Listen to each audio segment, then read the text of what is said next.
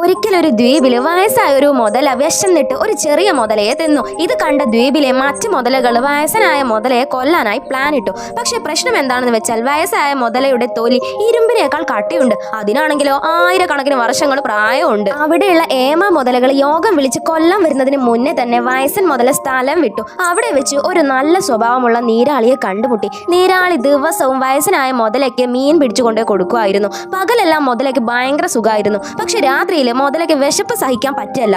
ഒരു ദിവസം രാത്രി നീരാളിയുടെ ഒരു കാല് തിന്നു, ഒരൊറ്റ കാല്. അടുത്ത ദിവസം രാത്രി അടുത്ത കാല്. അങ്ങനെ ഓരോ കാലുകളും അവൻ പതിയെ കടിച്ചു തിന്നാൻ തുടങ്ങി. ഉയിർ നൻപനായതുകൊണ്ട് നീരാളിക്ക് സംശയമൊന്നും തോന്നിയില്ല. കണ്ണുപൊട്ടനാണെന്ന് തോന്നുന്നു. അവസാനം വയസ്സ മുതല ഉയിർ നൻപന്റെ ഉയിര് തന്നെ തിന്നു തീർത്തു. തിന്നാനൊന്നും കിട്ടാതായപ്പോ മറ്റാള് പിന്നെയും പഴയ ദ്വീപിലേക്ക് തന്നെ തിരിച്ചുപോയി. വയസ്സ മുതലയെ കണ്ടപ്പോ തന്നെ ബാക്കി മുതലകൾ പേടിച്ച് വെള്ളത്തിലേക്ക് മുങ്ങിപ്പോയി. അങ്ങനെ ആ ദ്വീപ് വയസ്സൻ മുതല കീഴടക്കി. പക്ഷെ ഒരു ദിവസം രാവിലെ മുതല കണ്ണു തുറന്നപ്പോ ചുറ്റും കാട്ടുവാസികൾ. അവര് മുതലയുടെ രൂപവും പ്രായവും കണ്ട് ഈശ്വരനെ പോലെ കണ്ടു. മുതലയെ പിടിച്ചോണ്ട് ഗ്രാമത്തിലേക്ക് കൊണ്ടുപോയി ദൈവത്തെ പോലെ ആരാധിക്കാൻ തുടങ്ങി.